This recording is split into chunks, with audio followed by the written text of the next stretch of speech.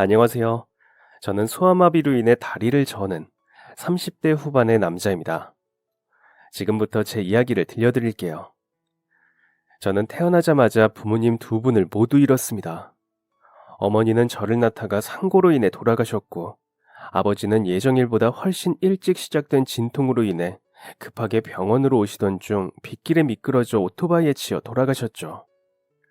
저는 저주받은 아이였습니다. 어머니의 가족들은 어머니를 잡아먹고 태어난 저를 원망했고, 결국 저는 아버지의 유일한 혈육인 친할머니 손에서 자라게 되었어요. 그런데 할머니는 다른 집 할머니들과 조금 다른 구석이 있는 분이셨습니다. 지적장애가 있는 분이셨거든요. 할머니가 다른 사람들과 조금 다르다는 사실을 알게 된 건 초등학교에 들어간 이후였습니다. 하루는 정말 비가 미친 듯이 쏟아지더라고요. 분명 아침까지는 맑았는데 하교를 준비하는 학생들에게 비상이 걸렸습니다. 하지만 그리 걱정할 일들은 아니었어요. 한 사람, 두 사람, 부모님들이 우산을 들고 학교로 찾아오셨거든요. 할머니는 아주 사소한 것도 잘 놓치는 분이셨기 때문에 약간의 걱정스러움이 있었습니다. 할머니가 저를 데리러 올 생각을 못할 수도 있겠다고 생각했거든요. 아니나 다를까, 할머니는 학교 시간이 한참 지나도록 나타나지 않으셨습니다. 저를 포함해서 단 3명만이 문 앞에서 멀뚱히 서 있었어요. 그런데 그때 제 옆에 서 있던 친구가 소리쳤습니다. 누구 온다! 모두가 기대감을 가지고 정문을 바라보았죠. 멀리서 오는 사람의 모습이 조금씩 또렷해졌을 때 저는 반가운 마음으로 손을 흔들었습니다. 하지만 이내 당혹감을 감출 수 없게 되었어요. 멀리서 모습을 드러낸 사람은 제 할머니였지만 할머니는 우산을 쓰고 계시지 않았습니다. 우산을 손에 들고 있으면서도 우산을 쓰지 않으셨던 거예요. 할머니는 머리부터 발끝까지 흠뻑 젖어 있었고 입술을 덜덜 떨면서 저에게 우산을 건네주셨습니다. 어딘가 이질감이 느껴지는 모습이었죠. 그날 이후 할머니와 저에 대한 소문이 돌기 시작했습니다. 내용은 뻔했어요. 제 할머니가 바보 천치라는 것이었죠. 저는 그제야 지금까지 봐왔던 할머니의 어리숙한 모습들을 이해하게 되었습니다. 그리고 제가 소아마비에 걸린 이유가 제때 백신을 맞지 않아서라는 사실을 그때 알게 되었죠. 저는 만 2세 전에 3번 맞아야 하는 백신을 맞지 못했고, 발열과 두통, 발한, 구토, 설사 등 여름 감기와 비슷한 증상을 앓다가 결국 소아마비에 걸리고 만 것이었습니다. 저는 다리를 저는 것을 어쩔 수 없는 것이라고 생각하며 살아왔어요.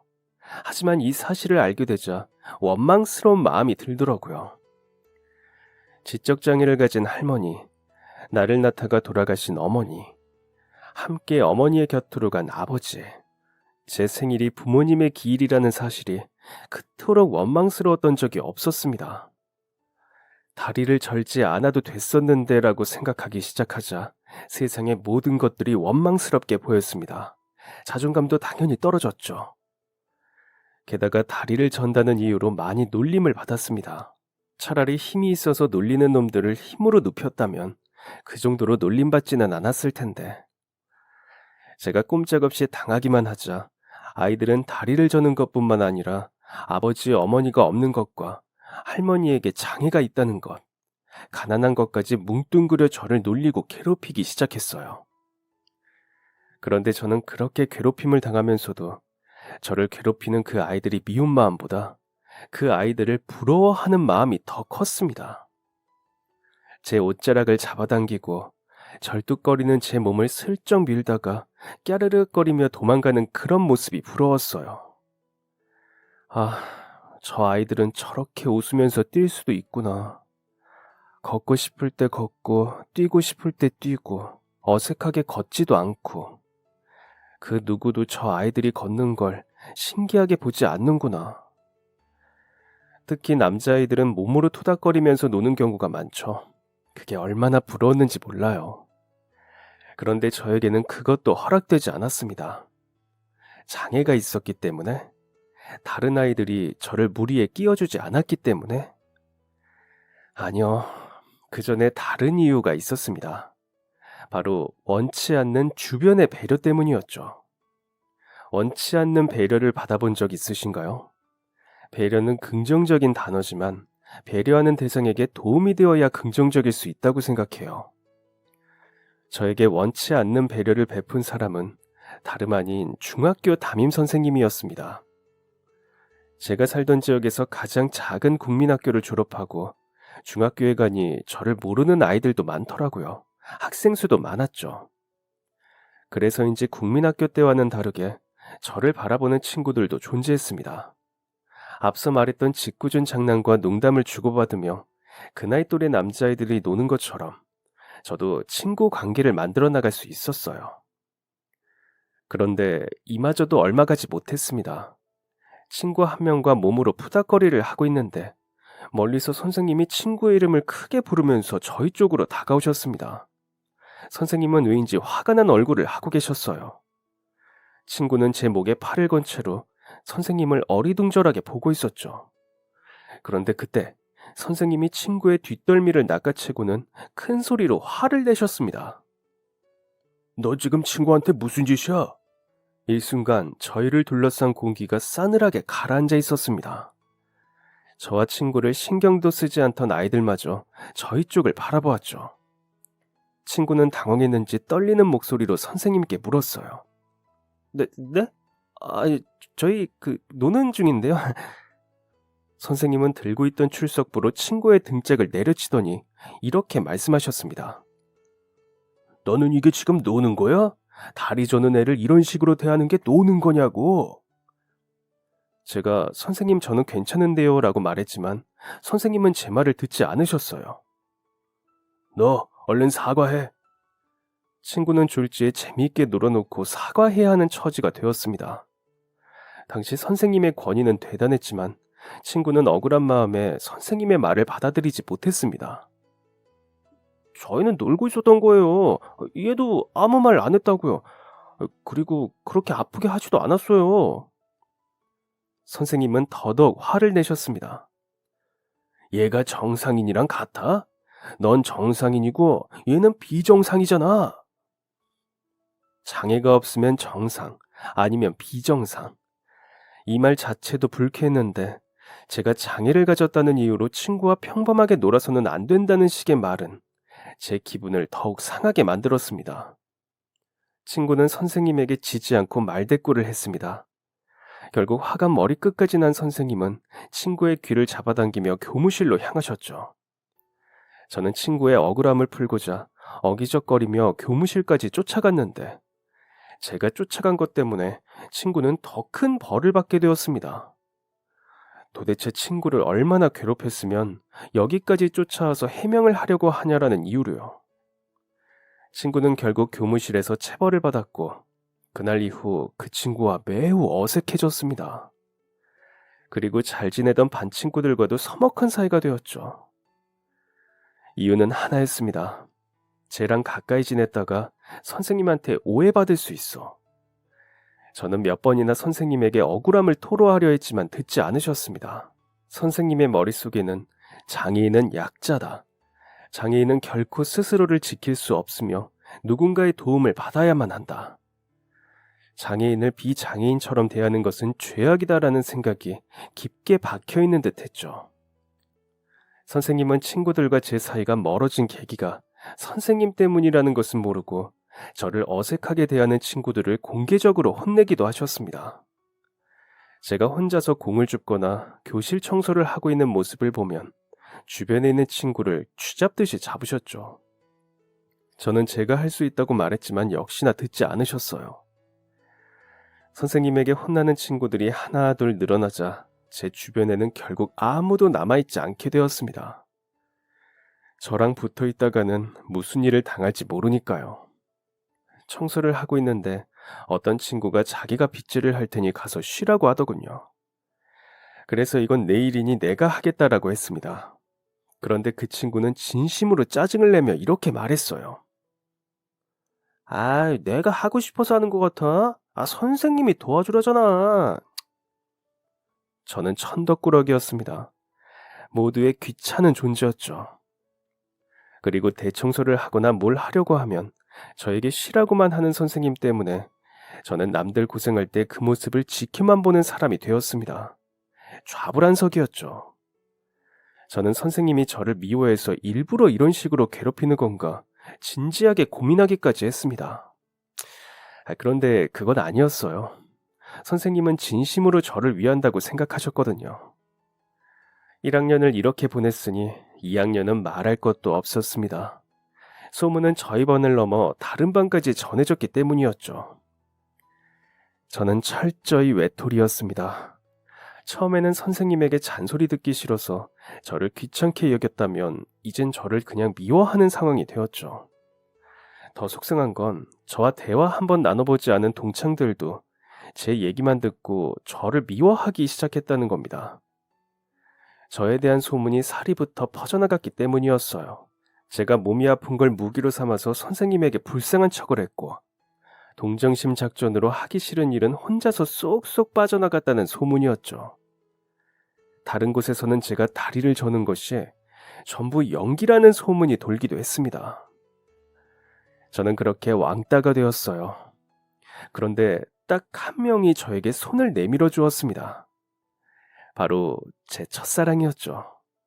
수영이는 누구에게나 친절하고 누구에게나 사랑받았습니다. 학교에서 한 주먹 한다는 녀석들도 한성질 한다는 여자아이들도 수영이 앞에서는 누그러졌습니다.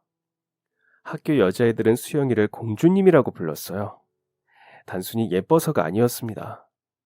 수영이에게서 그 누구도 함부로 할 수 없는 아우라 같은 게 뿜어져 나왔기 때문이었죠. 수영이는 모두에게 친절했듯이 저에게도 친절했습니다. 그런데 당신 뭘 모르고 저에게 친절하게 대하는 친구는 곧장 다른 친구의 손에 이끌려 떠났어요. 뒤에서 이런 얘기를 했겠죠. 쟤랑 친하게 지내면 괜히 욕봐.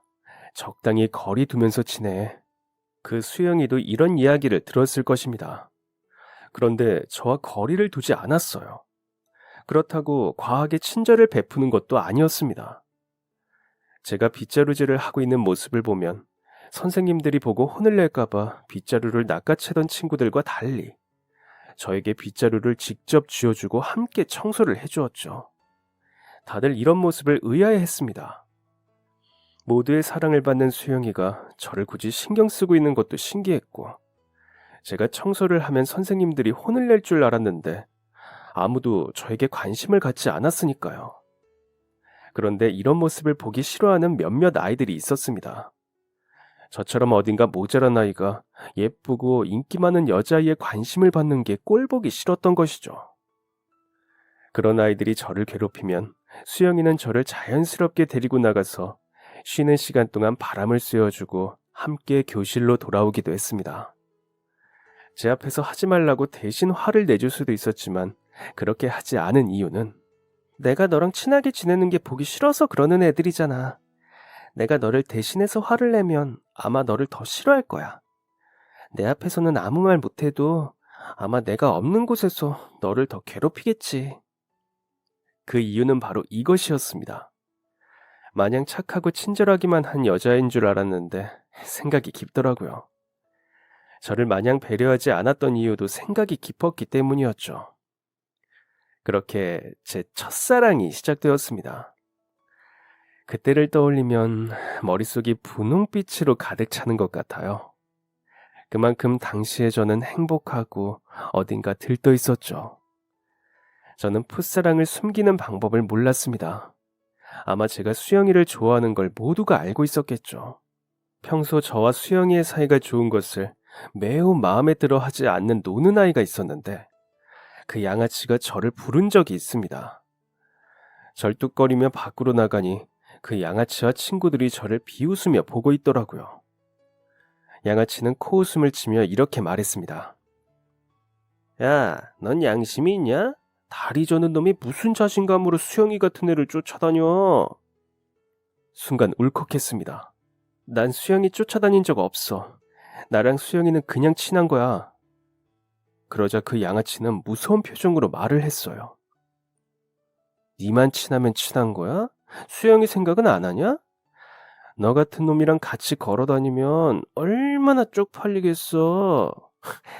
너 그런 것까지는 생각 못 했지? 괜히 찔렸습니다. 사실 생각을 안 해본 건 아니었거든요. 저와 수영이가 함께 걸어가면 많은 사람들이 수군거렸습니다. 쟤는 왜 저런 애랑 다녀? 제가 아무 말 하지 못하자 양아치는 이거다 싶었는지 계속해서 말을 이었습니다. 니는 친구라고 생각할진 몰라도 수영이는 아니야. 걔가 얼마나 착한지는 알지? 동정심으로 너한테 잘해주는 거야. 친구는 무슨... 참, 걔가 뭐가 부족해서 너처럼 덜 떨어진 애랑 친구를 하냐? 수영이한테 너는 그런 거야. 길가에 버림받은 걔한테 한 번씩 개껌 물려주는 정도? 저는 태어나서 처음으로 극심한 분노를 느꼈습니다. 수영이는 그런 애 아니야. 그런데 저를 더 화나게 하는 건 당장 달려가서 저 양아치의 멱살을 잡지 못하는 제 몸이었습니다. 양아치는 그런 제 마음을 읽었는지 또 한 번 코웃음을 치면서 말했어요.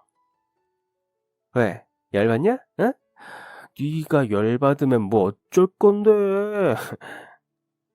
왜 그토록 화가 났는지는 제가 가장 잘 압니다. 저도 그런 생각을 해본 적이 있거든요. 수영이가 나를 불쌍하게 생각해서 도와주는 것일 수도 있겠다는 생각이요. 양아치는 이런 제 마음을 놓치지 않고 비집고 들어왔습니다. 내가 하나 알려줄까?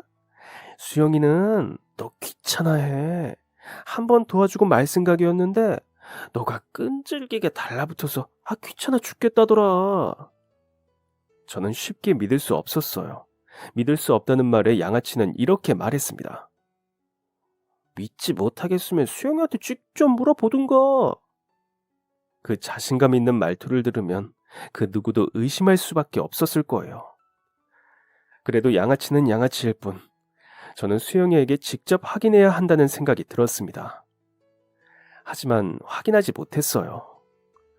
혹시나 정말 수영이가 나를 귀찮아하고 있다면, 그걸 수영이에게 직접 듣는다면 그 이후의 일을 감당할 수 없을 것만 같았죠. 저는 수영이에 대한 마음을 접었습니다. 얼마 지나지 않아 방학이 오고 학년이 바뀌면서 수영이와는 그렇게 천천히 멀어지게 되었어요. 저는 기숙고등학교로 들어갔습니다. 공부를 잘한 것도 있었고 무엇보다 할머니가 나라의 지원을 받게 되었었거든요. 할머니를 돌봐줄 누군가가 생긴 덕분에 저는 기숙고등학교에서 공부에 전념할 수 있었습니다. 공부에 전념한 이유는 제가 할 수 있는 게 그것밖에 없었기 때문입니다. 또 장애인이 할 수 있는 일은 한정적이었기 때문에 저는 최대한 좋은 일자리를 선점하기 위해 열심히 공부할 수밖에 없었죠. 저는 다리 힘은 안 좋았지만 엉덩이 힘은 좋았습니다. 하루에 3, 4시간씩 밖에 못 자면서 공부를 한 덕에 저는 손에 꼽히는 명문대에 진학하게 되었습니다. 대학 입학이 확정되고 나서 입학 전까지는 제 인생에 꽃길만 있을 거라고 생각했어요. 그런데 현실은 상상과 달랐습니다. 대학에서 제대로 된 친구도 못 만든 상태에서 졸업한 저는 긴 취업 준비 기간을 거쳐야 했어요. 취중생 기간이 긴 건 그럴 수 있습니다. 그런데 저보다 못한 대학을 나온 친구들도, 같은 대학에서 학사 경고를 받은 친구들도 저보다 빨리 더 좋은 직장에 취업을 했어요. 그렇다고 제가 일을 못하거나 면접을 못 보느냐? 그런 것도 아니었습니다. 대학 교수님들의 컨설팅을 받을 때도 저는 대기업에 들어가는 게 당연한 사람이었어요. 모두가 제 취업을 시간 문제라고 생각했죠. 하지만 취업이 계속해서 미뤄지자 제 담임 교수님은 결국 무거운 이야기를 꺼내고 마셨습니다. 이제 이런 말 하는 게 정말 실례라는 건 알지만 박군이 알아야 할 것 같아서 말이지. 저는 교수님이 무슨 말씀을 하실지 알고 있었어요. 제가 애써 외면하려고 했던 그 사실이었죠. 사실 박군이 다리를 저는 것 때문에 취업이 안 되는 건 아닌가 싶네. 알고는 있었지만 직접 들으니 착잡해지더라고요. 교수님은 제 마음을 읽으셨는지 서둘러 말을 이으셨습니다. 내 말은 포기하라는 게 아니라 눈을 조금 낮춰보는 게 어떻겠냐는 거야. 물론 박구는 성적도 좋고 스펙도 좋으니 내가 이렇게 말하는 게 아쉽게 들리겠지만 우선 어디든 취업을 해서 경력을 쌓고 다른 곳으로 이직하는 게 낫지 않겠어? 가슴 아프고 차가운 말이었지만 그건 현실이었습니다. 저는 그 말을 받아들였고 결국 저를 받아준 회사 중 그나마 나은 곳에 입사하게 되었습니다. 그렇게 겨우겨우 들어간 회사였기 때문에 저는 최선을 다해서 일했어요. 제가 직접 말하기 나쁘끄럽지만 저는 일을 잘하는 사람입니다. 신입사원 2명이 일주일은 달라붙어서 해결해야 하는 일을 저는 혼자서 3일 만에 끝냈거든요. 저는 몸이 불편했기 때문에 머리를 쓰려고 했고 남들보다 50배, 100배는 열심히 일했다고 자신할 수 있습니다. 그런데 회사 생활은 일을 잘하는 게 다가 아니더라고요. 제가 열심히 만들어 놓은 결과물은 승진을 앞둔 상사에게로 돌아갔고 분명 일을 완성도 있게 한 건 저인데 칭찬은 상사에게 아부를 잘 떠는 동기가 들었습니다. 알고 보니 모두가 저 빼고 일을 마치면 회식을 하고 있었더라고요. 왜 나는 데려가지 않았냐고 물으니 돌아오는 말은 소아마비라면서요. 술 마셔도 돼요? 였습니다. 그럼 물어라도 주지. 이날 이후 사람들은 제 앞에서 대놓고 회식 이야기를 했습니다. 제가 대화에 끼려고 하면 상현 씨는 일 있지 않아요 라면서 본인들의 일거리를 던져주었죠. 사회초년생이었고 몸이 불편하다는 이유로 몇 년간 백수 생활을 해야 했던 저는 그저 열심히 하는 게 답이라 생각했습니다. 그런데 어느 날 회사에 부도 소식이 들려왔어요. 회사 사정이 어렵다면서 차일피일 밀렸던 월급도 받지 못했는데 부도라니. 저는 월급을 받으려고 백방으로 노력했지만 저를 도와주는 사람은 아무도 없었습니다.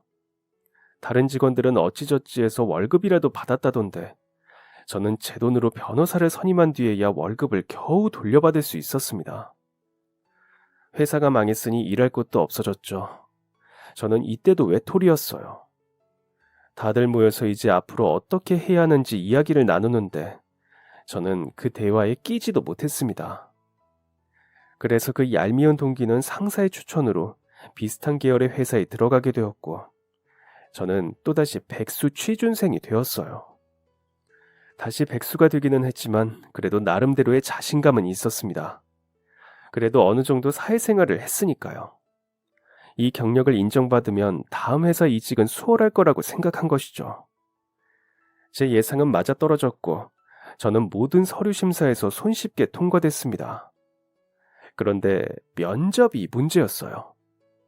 면접장에 제가 발을 딛고 서는 순간 분위기가 싸해지는 게 온몸으로 느껴졌습니다. 저를 위에서 아래로 쓱 훑어본 면접관들은 제 서류를 제대로 살펴보지도 않고 제대로 된 질문도 하지 않았습니다. 제가 지금까지 진행했던 프로젝트를 포트폴리오로 정리해서 제출했는데 아무도 그건 보지 않더라고요. 보나 마나지 뭐 라는 감흥 없는 표정으로 제 이력서만 대충 훑겨보고 있었습니다. 그리고 이런 질문을 하기도 했습니다. 우리 회사에 오면 다른 회사랑 미팅하는 일도 많을 텐데 그런 몸으로 거래처를 만날 수는 있겠어요? 아는지는 모르겠는데 다른 회사 만나러 나가는 직원들은 우리 회사의 얼굴이거든. 최대한 외모가 멀끔한 사람이어야 하는데 아휴 이건 뭐 어디 가서 욕이나 안 먹으면 다행이지. 차라리 이런 말이라도 해주면 다행이죠. 누군가는 제가 걷는 걸 보는 순간 저를 내쫓기도 했습니다. 이것이 몇 개월 동안 100번 넘게 이뤄지다 보니 저는 상처를 있는 대로 받았습니다. 설상가상으로 수중에 있는 돈도 떨어져서 요양병원에 있는 할머니의 요양병원비를 대는 것도 아슬아슬했죠. 결국 정신적인 스트레스와 심리적인 압박감이 크게 다다랐을 때 몇 년간 묵혀두었던 응어리가 폭발하는 사건이 벌어졌습니다. 바로 한 회사의 면접실에서 벌어진 일이었죠. 그날은 아침부터 기분이 안 좋았어요. 아침에 일어나자마자 할머니가 계신 요양병원으로부터 연락이 왔기 때문이었습니다. 요양병원 비용을 내기 전에 연락을 주는데 3일 뒤가 요양병원비를 내는 날이었거든요. 현재 수중에 있는 돈도 거의 다 떨어졌고 저에게는 돈 나올 구석이 없었습니다. 돈이 급하면 나가서 막노동이라도 한다는데 저는 그런 게 불가능했어요. 단기 아르바이트 같은 것도 해보려고 시도는 했습니다. 그런데 역시나 저를 받아주는 곳은 없었죠. 통장을 확인해 보니 이번 달 요양병원비를 내면 통장의 돈도 동인하겠더라고요. 생각이 복잡했습니다. 오늘 면접을 가는 회사에 합격한다고 해도 한 달 동안 일을 해야 월급을 받을 수 있으니까요. 그러려면 한 달 동안 사용해야 할 생활비가 있어야 할 거고, 당장 할머니 요양병원비도 시급하고, 할머니를 집으로 모셔오면 참 좋았겠지만, 지적장애가 있던 할머니는 약간의 치매기가 있으셨습니다. 제 손을 타야 하는 일이 하나 둘 늘어나는데, 제 손을 강하게 거부하셨죠. 가끔은 제가 본인의 손주라는 것도 잊어버리셨거든요.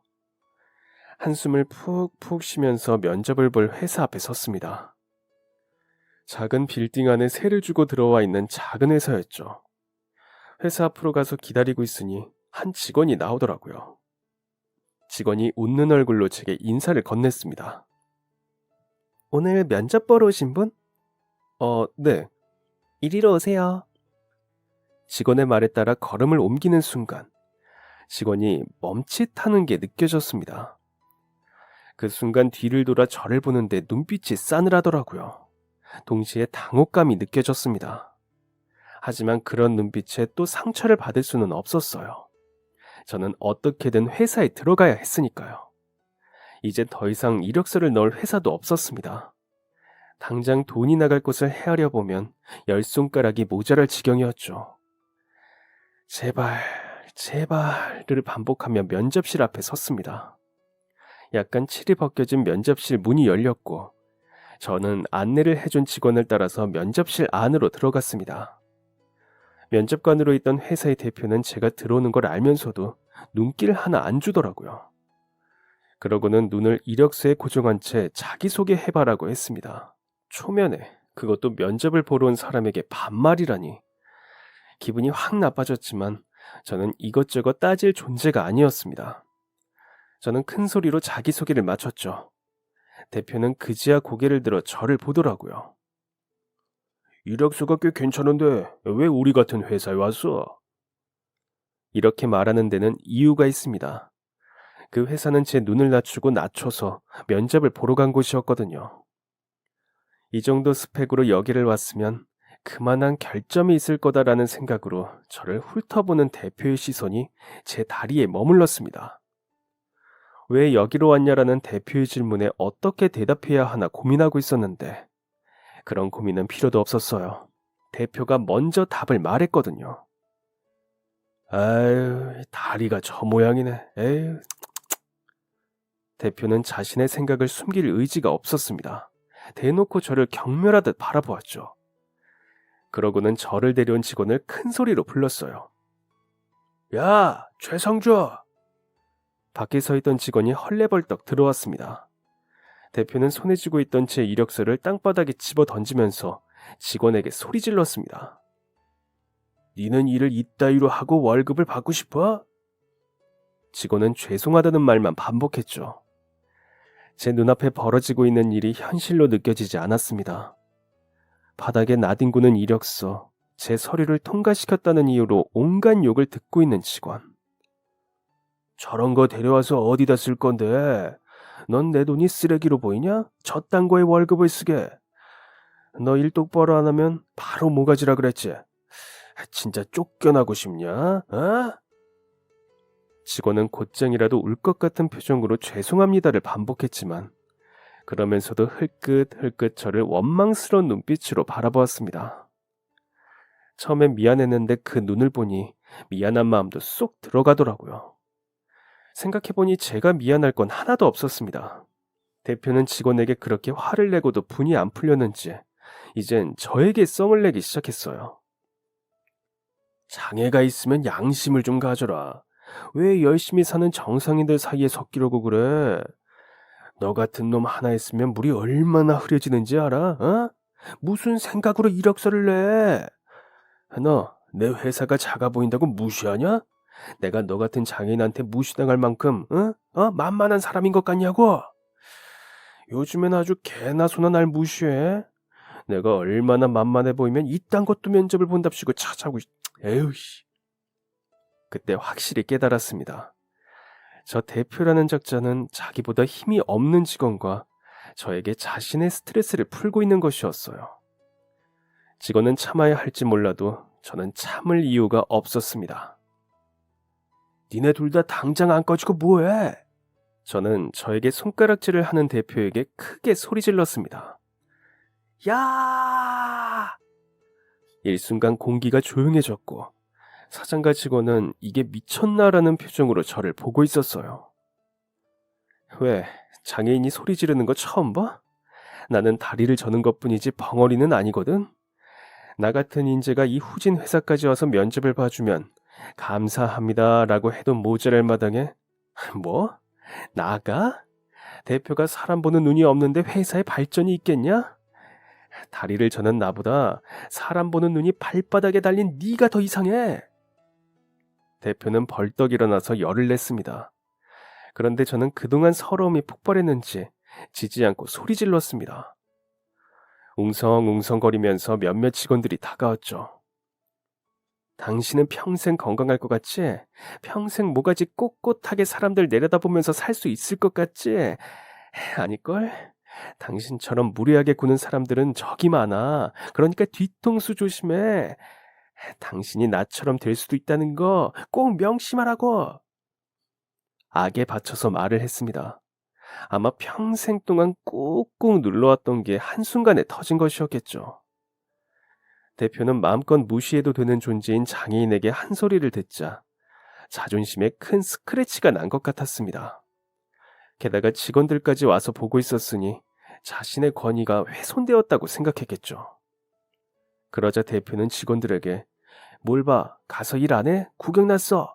라고 소리치더니 그대로 제 뺨에 자신의 손바닥을 휘둘렀습니다. 저는 몸을 지탱하지 못했고 그대로 바닥에 쓰러졌어요.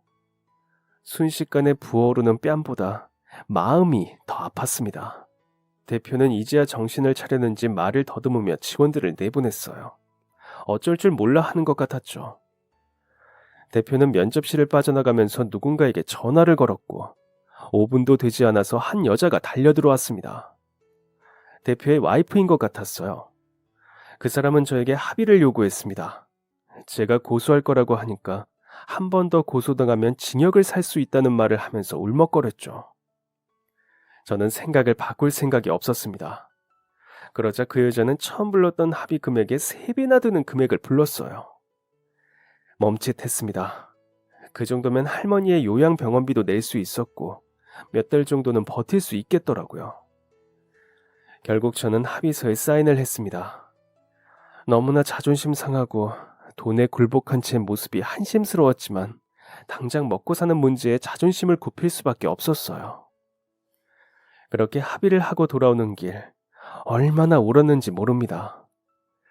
교통비 몇 푼을 아끼겠다고 집으로 걸어 들어가는 길 하루가 고됐던 탓이었을까요? 저는 다리가 후들거리는 걸 느꼈습니다. 이대로라면 얼마 걸어가지도 못해서 주저앉을 것 같았어요. 그래서 옆에 보이는 중학교 안으로 들어갔습니다. 다행히 시간이 늦어서 학교에 있는 학생들은 없었죠. 학교 안에 있는 작은 정자에 앉아서 휴식을 취하고 있는데 하늘이 어두워졌습니다. 곧 비가 내릴 것 같았어요. 낭패였습니다. 저는 우산이 없었거든요. 정말 최악의 하루였습니다. 저는 작은 정자에 벌러덩 드러누워서 이 거지 같은 하루를 곱씹고 있었어요. 생각을 안 하고 싶었지만 그게 어디 쉽나요? 얼마 지나지 않아 비가 한 방울씩 떨어지더니 나중에는 미친 듯이 쏟아지기 시작했습니다. 이젠 눈물도 안 나오더군요. 서늘한 바람에 몸이 살짝 떨렸지만 일어날 생각이 들지는 않았습니다. 다 포기한 상태였던 것 같네요. 그렇게 눈을 감고 한참을 있다가 빗줄기가 살짝 줄어든 것 같아서 몸을 일으켰습니다. 그런데 여전히 비는 쏟아지고 있었죠. 그런데 그때 누군가가 정문 앞에 서 있는 게 보였습니다. 우산도 없이 사람 혼자서요. 저는 제가 헛것을 보는 줄 알았습니다. 그렇게 비가 오는데 우산도 없이 서 있을 사람이 세상에 어디 있겠어요?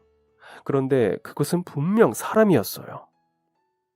그 사람은 조금씩 걸음을 옮겨 정문 안쪽으로 들어왔습니다. 그러자 또렷하게 보이는 그 사람은 나이가 지긋한 할머니였습니다. 깜짝 놀라서 제 외투를 집어들고 할머니에게 달려갔습니다. 할머니는 다급하게 다가오는 저를 보고 반가운 듯 웃었다가 이내 실망한 표정을 지으셨어요. 에이, 우리 손녀가 아니구먼. 저희 할머니를 봤기 때문에 확실히 알 수 있었습니다. 이분은 치매를 앓는 분이셨어요. 할머니, 여기 계시면 감기 걸려요. 일단 저랑 저기로 가요. 저는 할머니를 모시고 정자 아래로 갔습니다. 할머니는 한참 쏟아졌던 폭우 때문에 온몸이 홀딱 젖은 상태였어요. 저는 제가 가지고 있던 외투로 할머니의 몸에 있는 물기를 살짝씩 털어냈습니다. 그리고 혹시나 다치신 곳은 없는지 살피던 중 할머니가 맨발이라는 것을 알았습니다. 얼마나 급하게 나오신 건지 코끝이 찡해지더라고요. 그런데 그럴 때가 아니었습니다. 할머니의 안색이 점점 파리해졌거든요. 그때 제 눈에 들어온 게 학교 경비실이었습니다. 저는 그곳으로 가서 경비원에게 도움을 청했습니다. 경비원은 쫄딱 젖은 저와 할머니를 보더니 크게 놀랐고 저희 둘을 안으로 들여서 몸을 녹일 수 있도록 호의를 베풀어 주었어요. 그리고 경찰에 신고해서 할머니가 여기 있다는 것을 알렸죠. 할머니는 난로 앞에서 몸을 녹이다가 이불을 덮고 잠에 드셨고 저는 주무시는 할머니의 머리카락을 열심히 말려드렸습니다.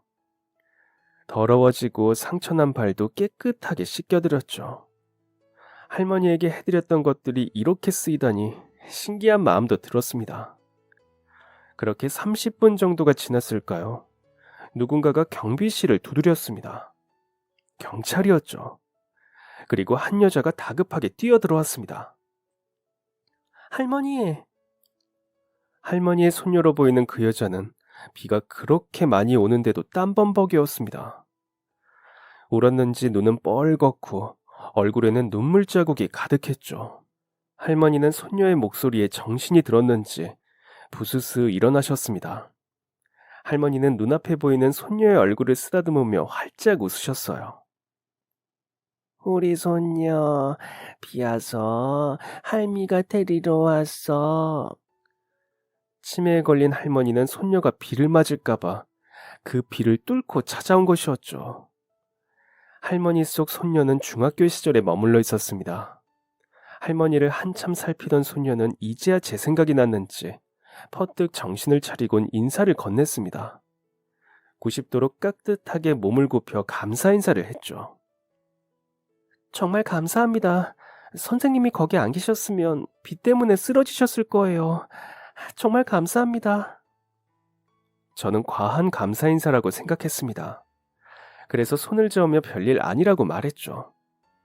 그런데 그때 저는 고개를 든 손녀의 얼굴을 보고는 얼어붙고 말았습니다.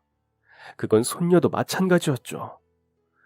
그 손녀는 중학교 시절 멀어졌던 제 첫사랑이었거든요. 수영이는 곧 연락하겠다며 제 연락처를 받아갔고 할머니와 함께 병원으로 향했습니다. 처음에는 연락을 기대했어요. 어릴 때는 저를 마음에 들어 하지 않았어도 시간이 지났으니 그 마음도 옅어졌을 거라고 생각하면서요. 그런데 연락은 오지 않았습니다. 아휴, 그럼 그렇지. 내 주제에 이딴 감정은 사치다라고 생각하면서 다시 취업 준비에 매진했죠. 그런데 잊혀갈 때쯤 수영이에게서 연락이 왔습니다. 당시 자존감이 많이 무너져 있던 상태라 만남이 꺼려졌지만 계속해서 만나자고 연락을 취해오는 수영이를 끝까지 외면하지 못했어요. 수영이는 제게 선물을 건넸습니다. 옷이야. 우리 할머니 도와주느라 옷이 엉망이 됐을 것 같아서. 거절하려고 했지만 수영이는 어떻게 알았는지 거절하지 마. 우리 할머니 생명의 은인한테 이 정도는 하게 해줘라고 말하더라고요. 어색한 공기를 뚫고 수영이가 저에게 물었습니다. 그, 오랜만에 만나서 이런 얘기하는 것 좀 미안하기는 하지만 무슨 말을 하려고 하길래 이렇게 뜸을 들이나 싶었습니다. 중학생 때 왜 날 갑자기 피한 거야? 갑자기 중학교 시절 이야기라니 그때 일은 완전히 잊어버리고 있었을 거라고 생각했습니다. 수영이 같은 모두의 선망의 대상이 저를 신경 쓰고 있었을 리 없으니까요. 제가 꿀먹은 벙어리가 되자 수영이는 머쓱해하며 계속해서 말을 이었습니다. 나는 우리가 제일 친한 친구 사이라고 생각했는데 너가 갑자기 나를 멀리해서 내가 뭘 잘못한 거라고 생각했어. 저는 분명 수영이가 저를 귀찮아한다고 들었습니다. 그런데 수영이의 말은 그것과 정반대였어요. 나 여고 나왔거든. 알고 있었습니다. 네가 들어가기 어렵다는 기숙 고등학교에 들어갔다길래 애들이랑 네 얘기를 하게 됐어. 그런데 그때 다른 애들이 나더러 너 박상현 싫어하는 거 아니었어? 라고 하더라고. 그제야 내가 널 싫어한다는 소문이 돌았다는 걸 알게 됐어. 그래서 네가 날 멀리한 이유가 내가 널 싫어한다는 소문 때문인지 계속 궁금했어. 저는 덜덜 떨리는 목소리로 수영이에게 물었습니다. 그러면 그 네가 날 싫어한다는 게 헛소문이었다는 거야? 수영이는 펄쩍 뛰면서 대답했습니다. 당연하지. 내가 너를 왜 싫어해? 나는 우리 학교 애들 중에서 너를 제일 좋아했었어. 아, 그런데 갑자기 수영이의 얼굴이 빨개지더라고요. 하지만 별로 신경 쓰지 않았습니다. 제게 중요한 건 그게 아니니까요. 저는 제가 왜 수영이를 피하게 되었는지 과거에 있었던 이야기를 들려주었습니다. 수영이의 얼굴이 울그락불그락해지더니 수영이는 크게 화를 냈어요. 뭐 그런 놈들이 다 있어? 그딴 놈들 때문에 너랑 나랑 멀어졌던 거야?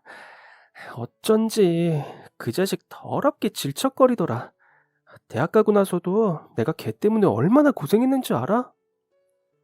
수영이는 저와 수영이 사이를 이간질한 양아치에게 쌓인 게 많아 보였습니다. 그런데 곱게 생긴 얼굴로 화를 내니 마냥 웃기고 귀엽더라고요. 그렇게 저희는 긴 시간 동안 대화하면서 10년 넘게 이어온 오해와 어색함을 풀고 다시 친구가 되었습니다. 친구니까 이런저런 이야기를 하게 되었어요. 수영이는 디자인 계열 회사에서 일을 하고 있다고 했습니다.